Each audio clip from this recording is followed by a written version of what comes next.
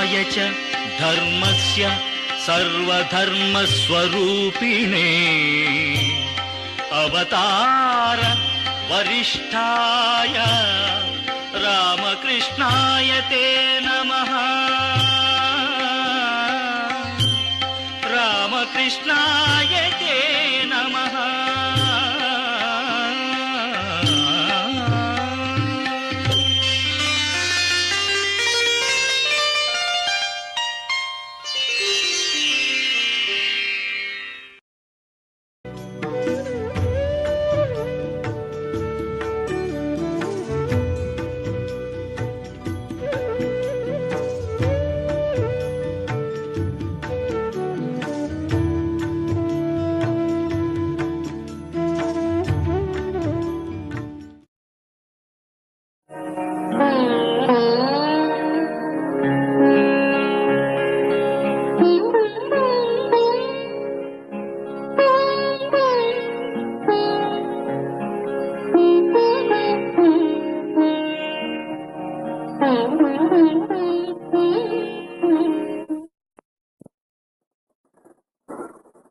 Last Sunday, we were studying verses 15 and 17 of the 6th chapter of the Gita. A very important truth is conveyed in those verses, and we dealt with that truth. Extremes must be avoided, and so the balanced life, what Buddha calls Madhyama Pratipada, the middle path. Not too much austerity, not too much sense indulgence.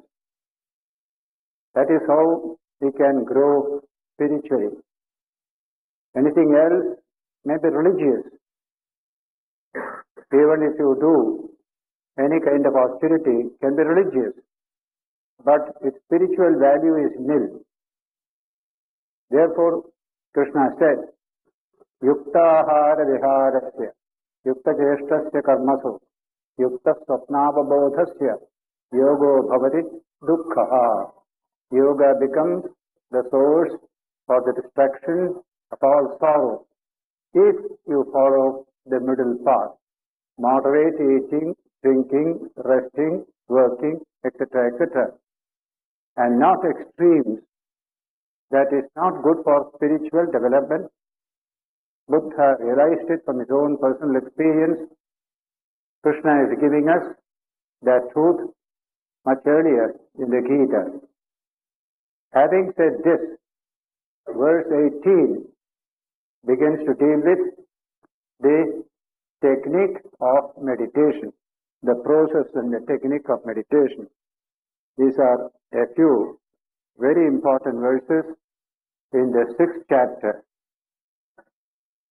Yada viniyatam chitta atmanneva anutishthati nisprahas sarvakamebhyo yukta ityuchyate tada. The mind can be said to be established in yoga. Yukta means established in yoga. Then, when viniyatam chittam, the chittam which has been disciplined, Atmanneva avatisthate, remains only in the Atman, not going here and there. Then we can say the mind is yukta. It has achieved yoga. This is the first statement. Viniyatam chittam, the chittam which has been properly disciplined. Atmanneva anutishthati, it is established only in the Atman. The nispraha sarvakamebhyo, no external desires come and disturb the mind. It is absolutely established in itself.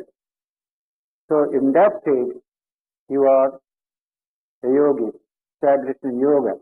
Yukta ityuchyate, right? Tada. Then he gives an example, a very familiar example in our literature.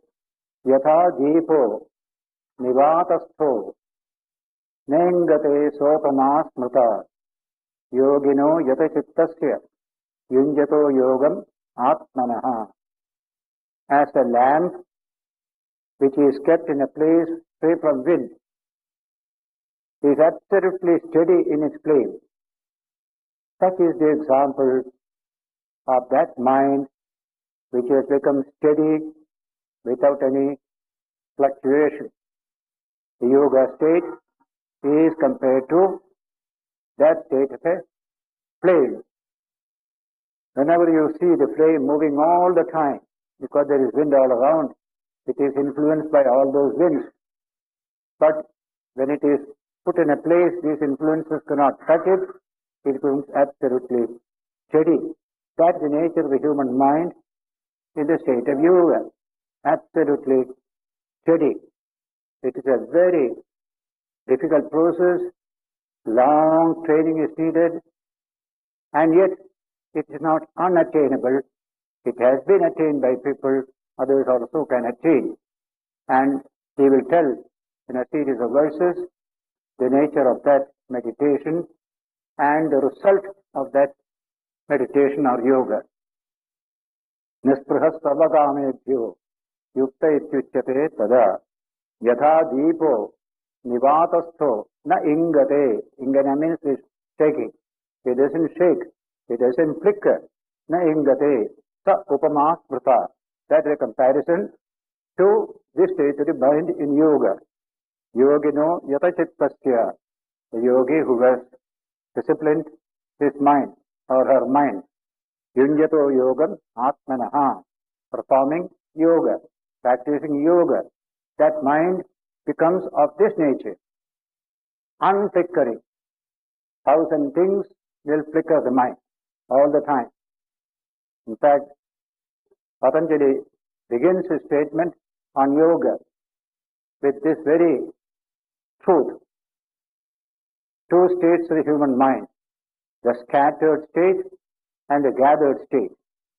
The scattered state is the normal state of life. Mind is scattered in 1,000 things. The gathered state is what you call sleep. We have gathered regularly, quietly, absolutely calm and quiet. But the same gathered state can be of a new type. You deliberately gather it, that's called yoga. That is yoga which he is going to expound in those sutras. Therefore, the gathered state, it requires an effort on the human part. Nature doesn't do it for you.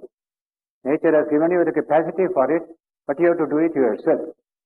Therefore, this kind of unification of various waves of the mind is what we are expected to do to become truly master of ourselves.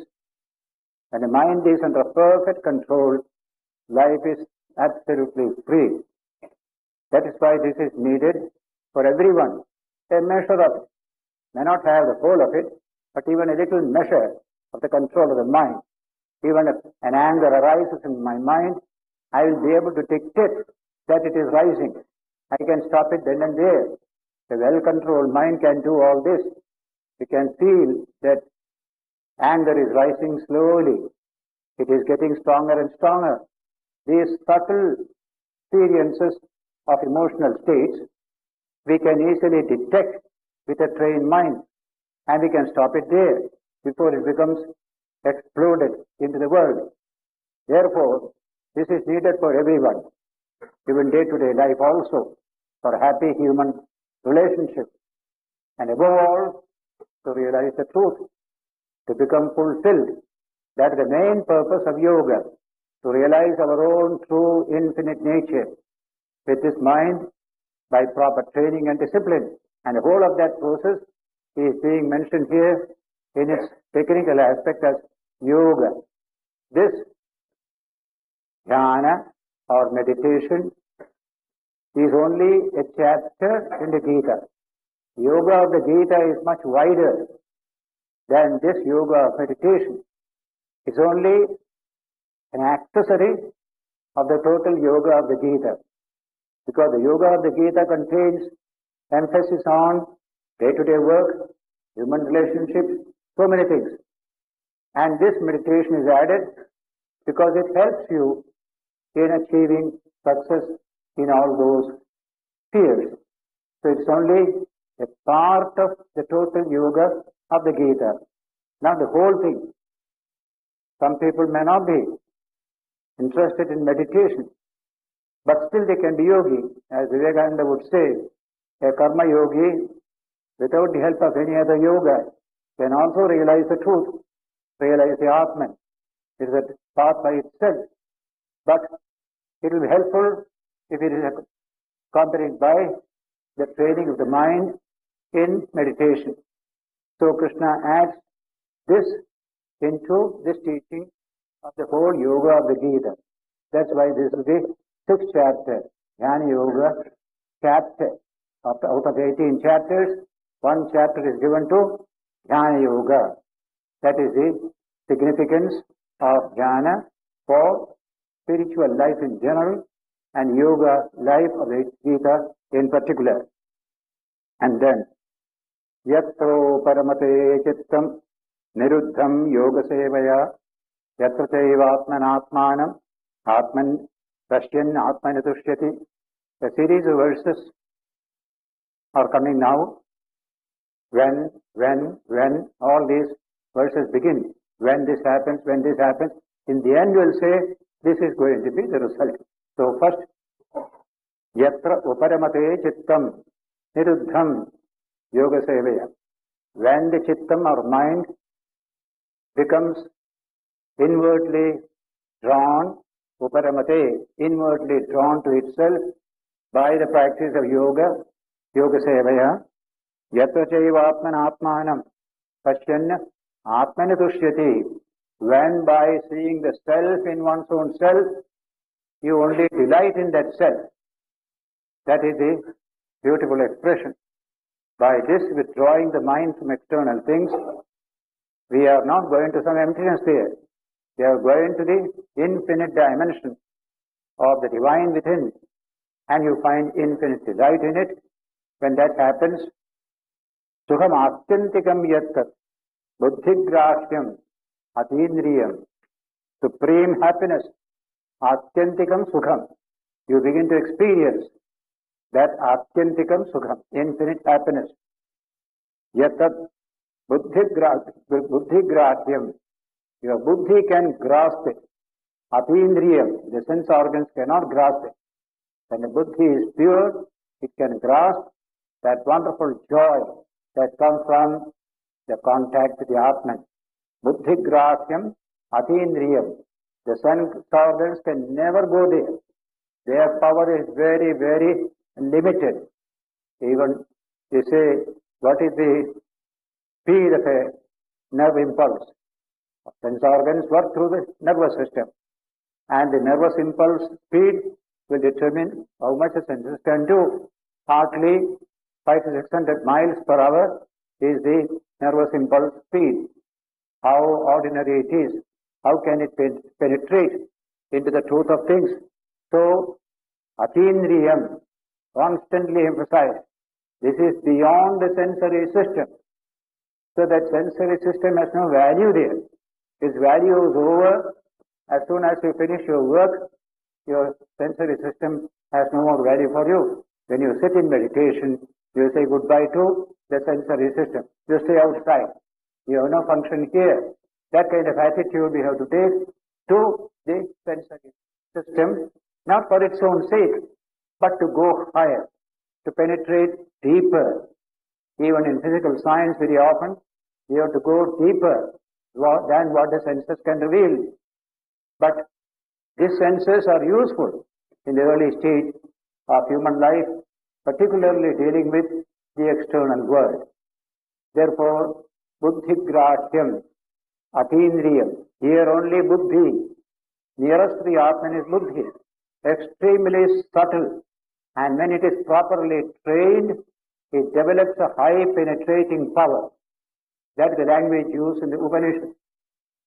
Any force can be made penetrating by giving a training.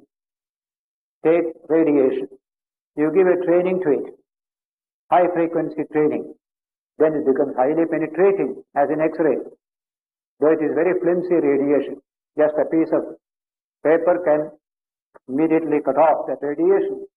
But when it becomes high frequency, it can penetrate through masses of metal, even lead in cosmic ray, etc. The human mind is just the same, our sages said. It is very flimsy in an ordinary person. A little obstruction, it is immediately cut off. But that same human mind can be made high frequency type with the capacity to penetrate into the heart of things. That state is called buddhi grahyam. That buddhi can capture this truth of the infinite joy coming from realization of the Atman. So buddhi grahyam, atindriyam. This statement comes in the Kathopanishad. Drishyate agriya buddhya sukshmaya sukshmadarshibi. This Atman is present in all beings, but it is lying hidden. Will it always remain hidden? No. They can discover it. Drishyate. How? Agriya buddhya. When the buddhi becomes agriya, concentrated, pointed. That's the nature of that expression. How do you get it? By training the buddhi in dealing with subtle, still more subtle, and still more subtle realities. The buddhi finally gets the capacity to realize the subtlest of reality, the Atman. Drishyate, swagriya buddhya, sukshmaya, sukshma buddhi, not sthula buddhi. Sthula is gross, sukshma is subtle, a subtle buddhi.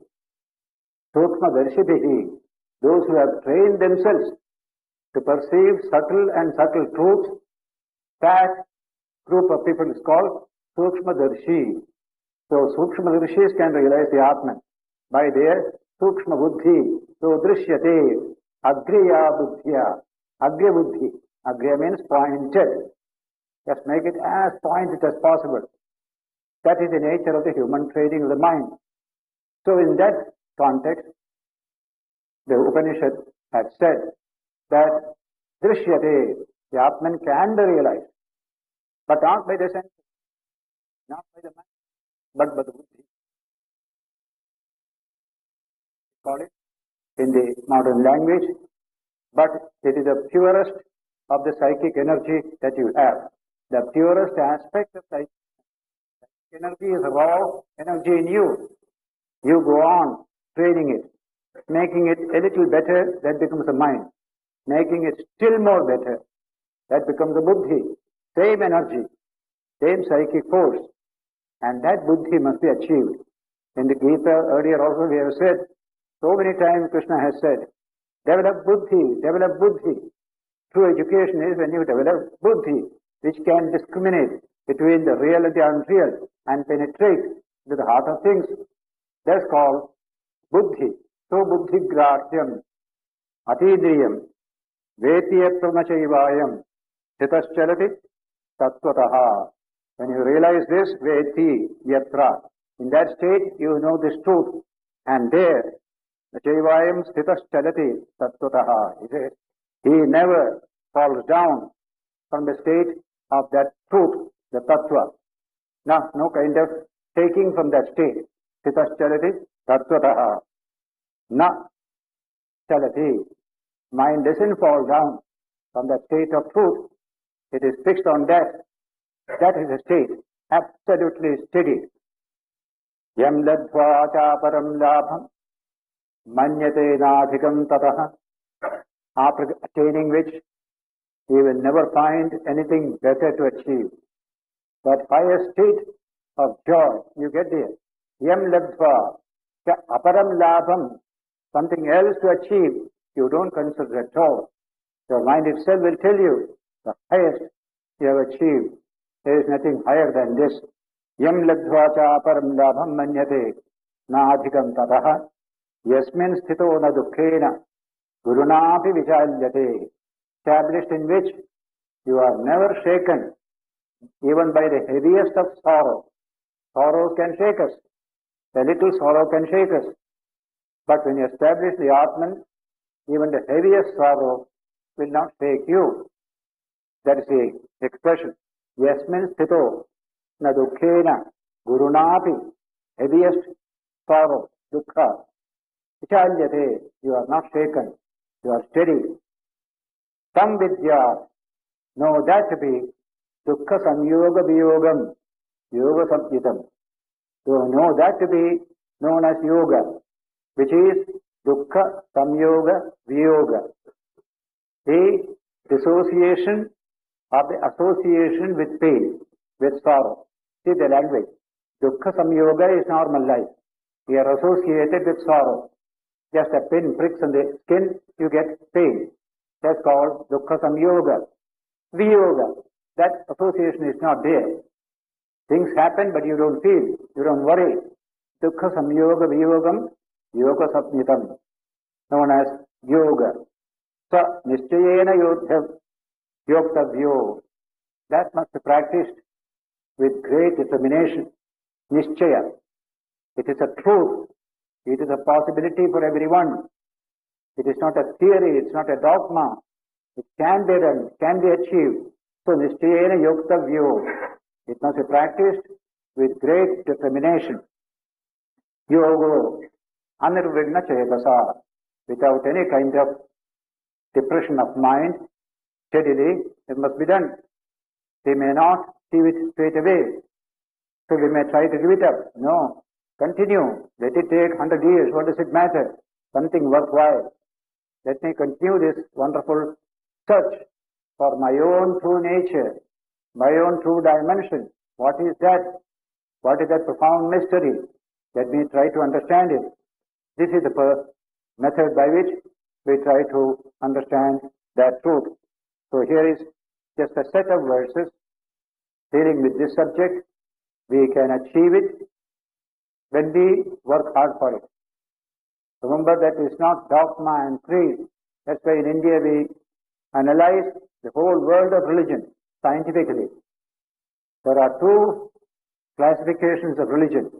One is ethnical classification, the other is scientific classification. Ethnical is Hinduism, Buddhism, Christianity, these are all ethnical classifications. The other is Bhakti Yoga, Raja Yoga, Karma Yoga, Jnana Yoga. These are the scientific classifications. Here Gita deals with the scientific classification of religion, cutting across all these ethnical differences. And therefore, this must be assiduously followed. And some results gained in this very life. That is Krishna's exhortation. And now, when he says, Sankalpa Prabhavan Sarvan, Tektva Sarvan Asheshataha, Kaman, all the kamas, desires, outgoing cravings, which are the product of Sankalpa, then they must, if they are properly controlled, Sarvan Asheshataha completely, Manasaiva Indriya Gramam, Viniyamya, Samantataha, all the sense organs are slowly controlled and disciplined through the manas. Manas is the instrument for controlling all the sensory system. Manas itself is a very subtle sense organ. They call it the sixth organ. And yet it has the power to coordinate all the five sense organs. Through the manas, therefore, we gather all the energies of the sensory system. In the Kathopanishad 3rd chapter, manas is compared to the reins. You have horses, the senses are known as the horses. Body is known as a chariot. And the reins constitute the manas. And buddhi is the charioteer, in whose hands the reins are there. Beautiful combination, buddhi, manas, sensory system, and the body. These are the four. Each one has its own function to perform. Here, the manas is to control the sensory system. The reins are to control the horses. You want to control the horses, you must have the reins. So that is why it's called control the sensory system through the manas. And the controlling is done by the buddhi. He is the ultimate master. He is the controller of the whole journey, life's journey. That's called buddhi, the charioteer, in the Kathopanishad. Manasaiva Indriya Gramam Viniyamya, Samantataha, from all sides. If there are 5 horses, you only control 3 horses, the 2 are left behind. to itself. That will not do. You must control all the 5 horses. Then only the journey will be comfortable and capable of leading to the end of the journey. And then, Chennai Ruparamet Buddhya Dhritigritaya Atmasabstham Manakrutva Na Kinchidapi Chintaye. Now the exact method of that meditation is described here. Chennai Uparamet. You can't do it all at once. Slowly. Chennai Pantha is a common expression in Sanskrit. Slow is a pantha, is the way. Great things can be done only slowly.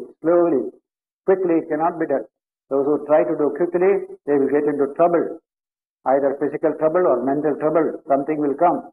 So do it slowly. Chennai Uparamet. Buddhya Dhritigritaya. With the will, power, assisted by buddhi, all this energy is held together. Buddhya Dhritigritaya. Atmasamstham Manakrutva. Make the mind slowly settle in the self. Atmasamstham Manakrutva. Na kinchidapi chintaye. Don't think of anything else. That is next step. Yato nischarati Manaschanchalamastiram Tatastato niyammetat atmanyeva vasham nayet. The second advice is given, and we all need it. Whenever the mind goes out, yato nischarati manaha, the manas, chanchalam, very fickle, astiram, never steady, unsteady. When the mind therefore of this nature, you are trying to control, certainly it will not stay there. You put it there, he will run away, like a mischievous child, leaving the mother, running away to the playground. Like that the mind does. So, whenever it does so, let it do. That is its nature. But we are going to train it. Yato nischarati manas chanchalam astiram. This manas is chanchalam, astiram. Therefore, naturally, when you keep it in one place, when next look, he has already gone up. Manas chanchalam astiram. Tatastato niyammetat. Then and there, bring him back from there. Put him back into the same place. Let him be with the Atman. Atmanyeva vasham nayet. This is a constant tug of war. For a long period it has to go on. There is no other way. But it is controlled by constant practice, which Krishna will say later on, the question of Arjuna. Tatastato nayamedat atmanyeva vasham nayet. He says, the mind has to be trained. It is very difficult to train it. And that will be one of the questions of Arjuna. Our own question, Arjuna is asking on our behalf. A little later. Tatastato niyametat atmanyeva vasham nayet. Prashanta manasam hyenam yoginam sukham uttamam.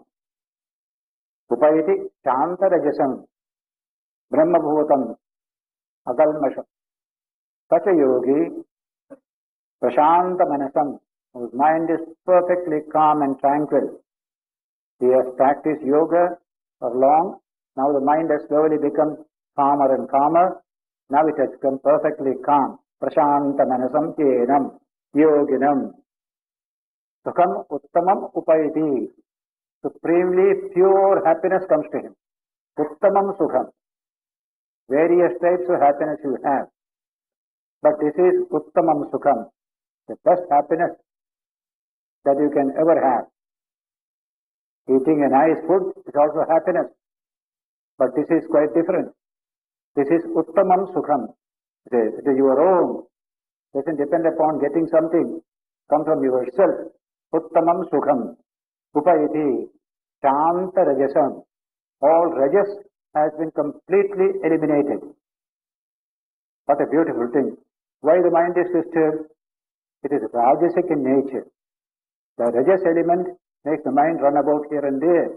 That's meaning of rajas. Tamas element, rajas element, both these make the mind absolutely unfit for high purposes. Very ordinary purpose only can be used. So in this case, rajas element has been eliminated. Shanta Rajasam. Nothing to shake it, nothing to make it jump out as it were. It is the Rajasic mind that runs about all the time. So Shanta Rajasam. Brahma Bhutam. It has become one with Brahman.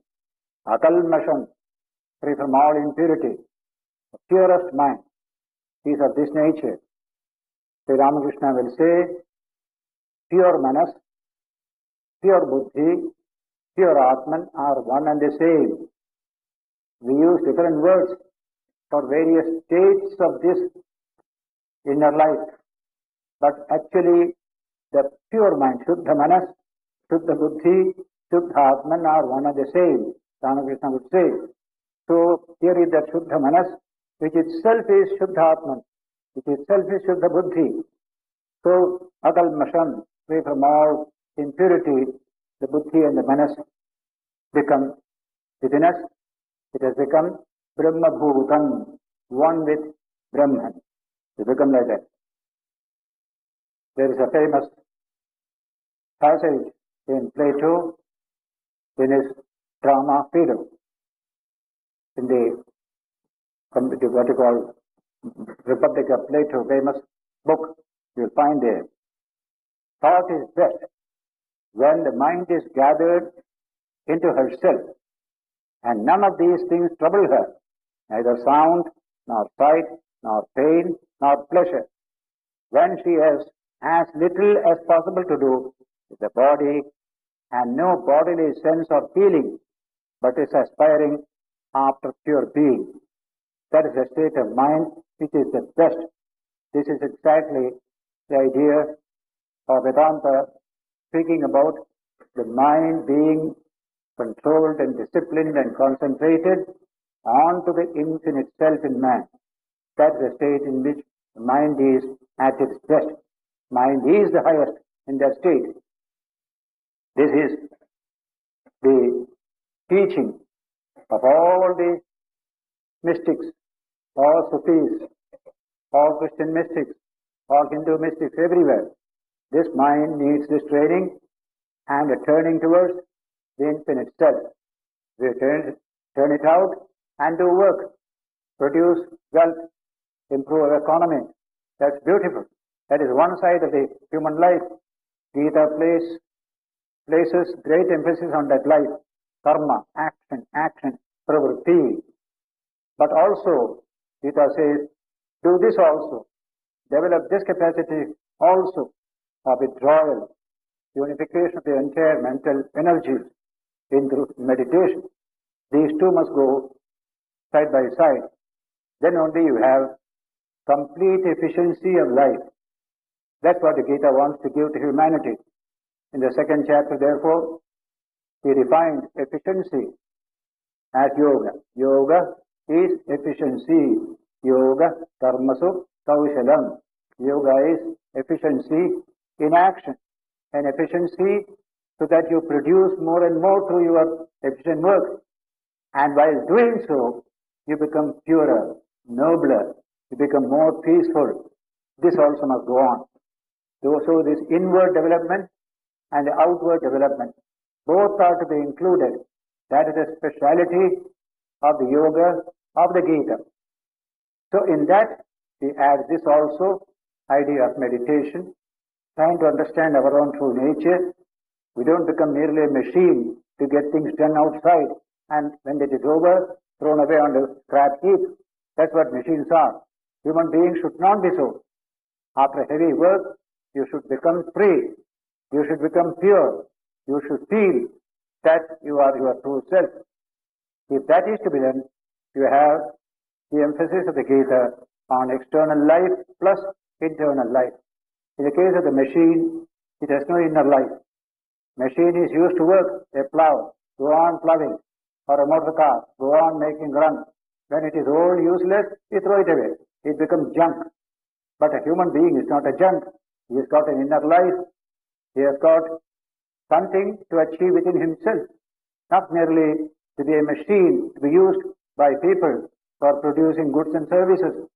That attitude of mind towards man should be completely changed. That is the definition in the second chapter. yoga, karmasu, kaushalam. A double efficiency, namely productive social efficiency, inward spiritual efficiency. Both must go side by side. So here, he says here, in that case, in this particular state, the mind of man becomes one with the Brahman. We have achieved our fulfillment here. We were working and will continue to work, but the whole work will become different. It is so full of the spiritual element that the work ceases to be work. It becomes no work. This is a teaching in Taoist philosophy, Zen Buddhism, Vedanta. Work becomes no work. Though you are working, actually you are not working at all. In this way, inward development must accompany outward action. That is a special stress in the Gita. Then only man becomes fulfilled. Otherwise, he will be thrown away like a scrap on the roadside. That famous sentence of Thomas Wolsey, very interesting sentence, very faithful minister of Edward VIII, King, the Tudor king. He served him well, but finally he rejected him, and he was in great distress. So he had a soliloquy, telling to himself, if I had served my God with the same devotion as I have served my king and country, he would not have deserted me in my old age. That feeling of being deserted, unwanted, thrown on scrap heap, will not come when the yoga of the Gita is understood by people, which includes the inner refinement, inner purity, inner realization, along with work that we do outside.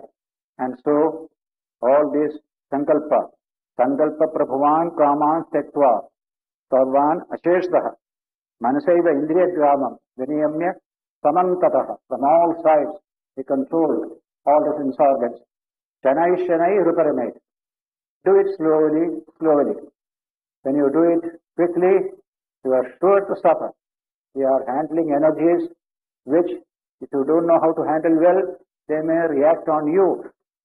That's why many people go off their heads. All sorts of errant behavior people develop. Pathological conditions come because we are dealing with very, very subtle energies within the human system. So, Shanai Ruparamate. Bhujya Dhritikrighitaya. Atmasartham Manakrutva. Na kinchidapi chintaye. Don't think of anything else. Yato nischariti. Manaschanchalamasthiram. Tatastato niyannetat. Atmanneva vashannaye. Whenever the mind goes out, bring it back. Gently. That's the way to train the mind. There is no other way. When we see a tiger or a lion, and we want to purchase it for our circus, we have to tame that animal. First day you go to tame, so terrible, growling at you. You won't go near even. After 6 months, you can sleep on its back. What has happened? We have tamed that wonderful animal. This mind is just like that. So bad to begin with, later on, it has become a friend sitting by my side. My friend, mind has become my friend. What a beautiful conception. And so, Prashanta manasam hyenam yoginam sukham uttamam upayati shantarajasam brahma bhutam akalmasham. That yogi gets that supreme happiness by achieving this yoga. Oh, brahma bhutam. He becomes one with Brahman, free from all impurity, akalmasham. These are the few verses dealing with this process of inner penetration. Yunjannevam sadatmanam yogi vigata kalmashaha sukhen brahma samsparsham atyamtam sukhamashnute. Verse 28 says, a yogi freed from all evils, from all taints, constantly engaging the mind thus, with ease attains infinite bliss of contact with Brahman. The touch of Brahman is a wonderful experience. The touch of the infinite. What a wonderful experience it is. This very mind will get that experience. Brahma Sparsham, he says, Brahma Samsparsham, Sukham, coming from Brahma Samsparsham, the touch of Brahman, a touch of God, a touch of the divine. Devotees can understand this language. Just if you can touch the feet of Krishna once, what a joy it is. Devotees understand that statement. Therefore, this Sukhena Brahma Samsparsham, the touch of Brahman, very happily he achieves Atyantam Sukham Ashnute. He enjoys infinite happiness. By eating a nice meal, we feel happy. Getting a kind word, we feel happy. There are so many occasions they get little happiness. These are all little tidbits of happiness in human life. But consider the ocean of happiness, which is Brahman himself, the infinite ocean of happiness, and we are in touch with that. What must be that state? We cannot make even an imagination of it. But the truth is that many of the books in our tradition have said that every pore of the body you will feel infinite joy when you realize God. Those who have realized God, they have conveyed to us this infinite joy, because God is the essence of joy, the ocean of joy. Ananda Sagara, that's the language we use. So little Ananda we get here is only a little truncated Ananda from that infinite Ananda. And so you give up all these little ones, go to the very source of Ananda, that is God himself. Taittiriya Upanishad refers to every Ananda of man in this world as a little particle of that infinite Ananda which is Brahman, Brahma Ananda. And now this yoga gives you that Brahma Samsparsham, the touch of the Brahman, the infinite Ananda. Atyantam Sukhamashnute. Therefore the Gita says, you achieve infinite happiness with our present state of mind. We can't understand that. We can only say very great joy, that's all. What exactly is its significance, we cannot appreciate it. Just now, we are satisfied with the little joy that we get here. Even that itself is a great thing for us. We go into ecstasy, getting a little joy. If I have no job, I try and try. After 6 months, I get a job. I am in infinite bliss. That is my joy at that state. This is our human joy. Various levels of human joy. So you can just imagine, multiply them, infinity. That is the joy of Brahman. Atyantam Sukham Ashnute. Now this is the teaching Krishna has given to Arjuna and to all of us.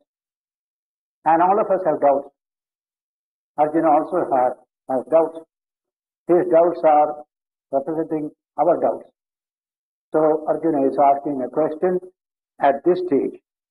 Verse 33 begins with Arjuna's question. Arjuna uvacha, yoyam yogastvaya proktaha samyena madhusudana etas. No, yes. Very good. Sarvabhutastam atmana, verse 29.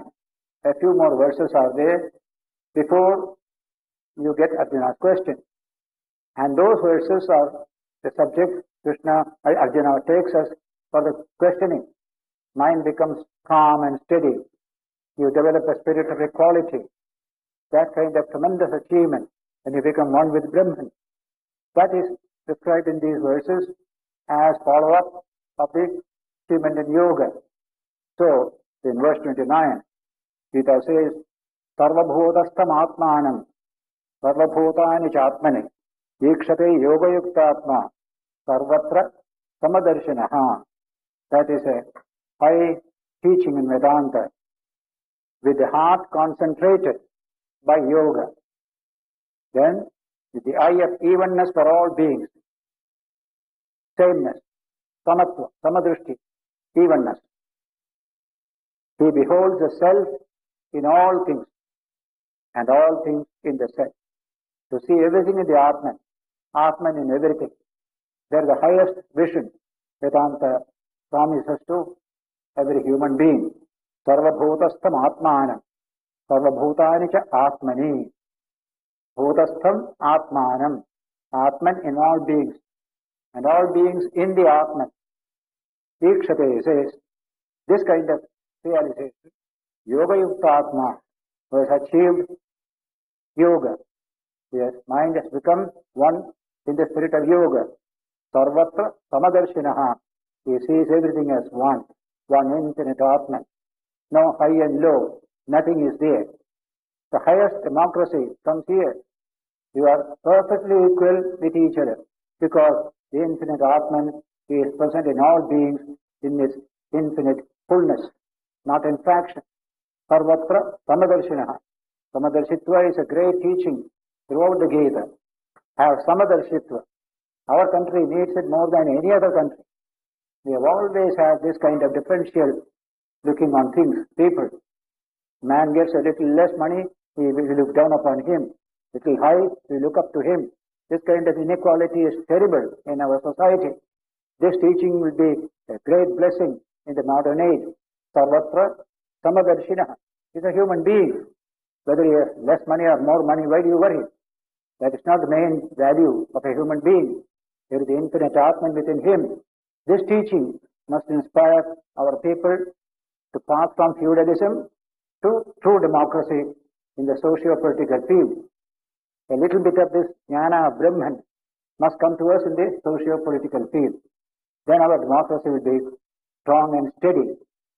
Then Krishna uses the word now, who sees Brahman in all. Now he puts it as an incarnation who sees me in all.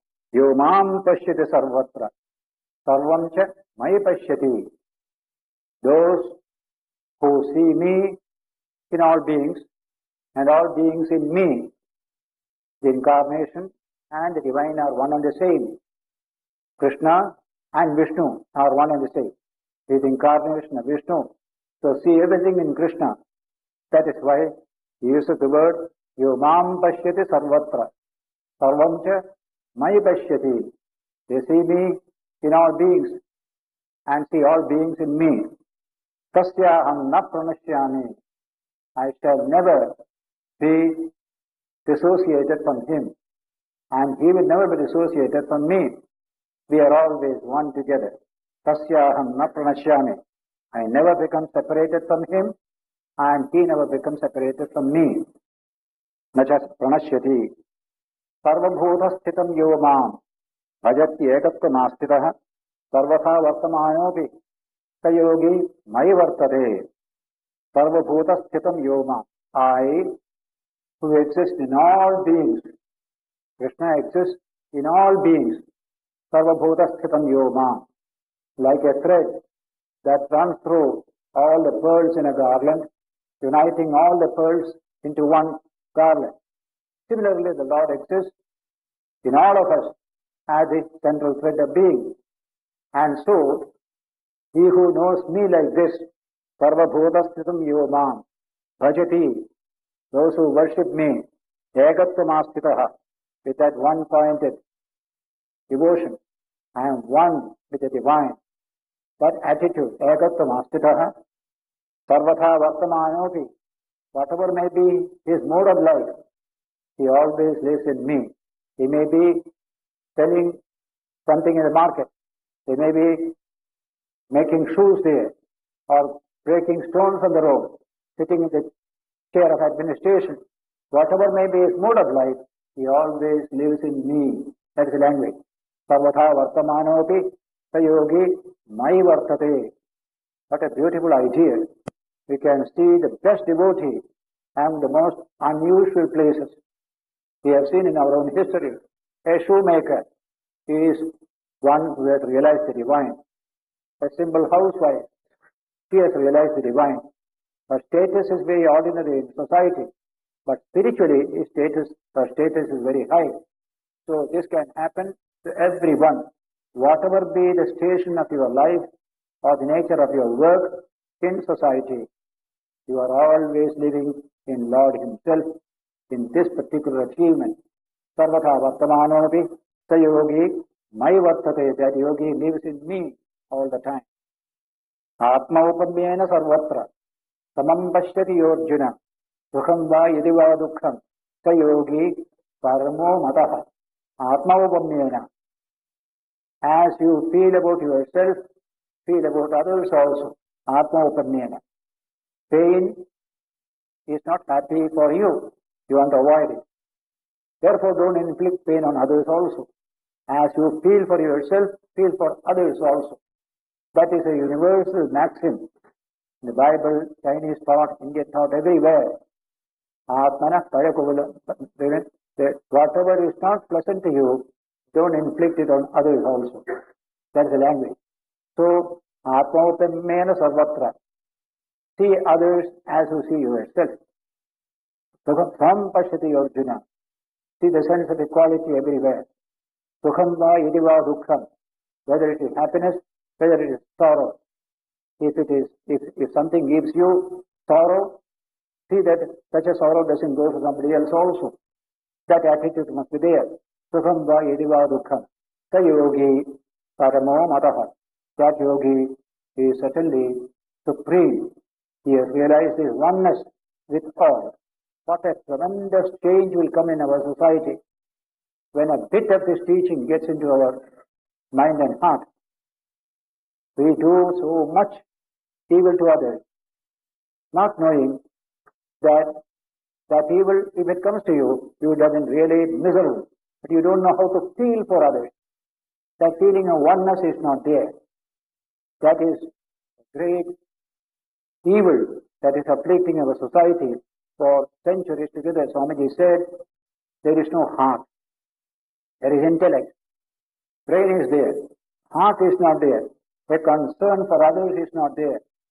That's why we have brought our society to the lowest level. Now it must change. And Vedanta gives you the method of that inner change in yourself by which this samatha drishti will come to you. Then society becomes really a heaven.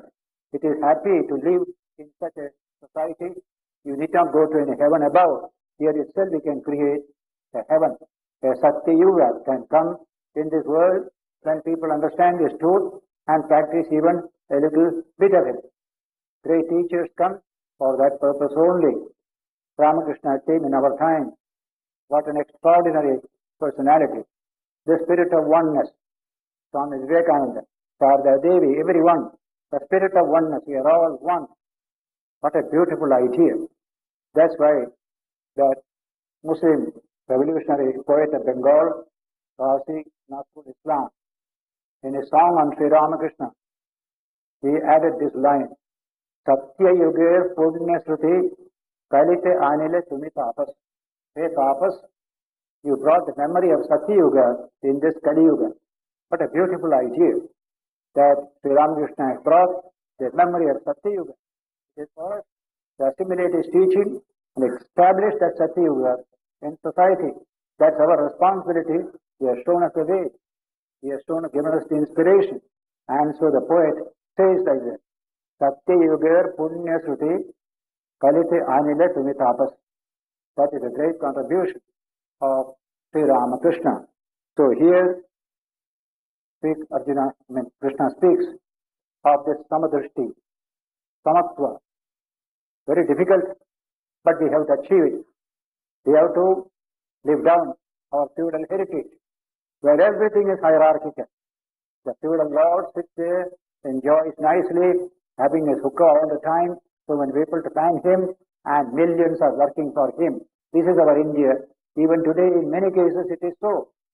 So many people working very hard so that a few, a handful, can live comfortably and happily. That will change. That's the attitude Gita wants to develop in us, and all over the world the same. This samatha drishti, sense of equality, and Arjuna will ask the question. The next sloka. This is a wonderful idea.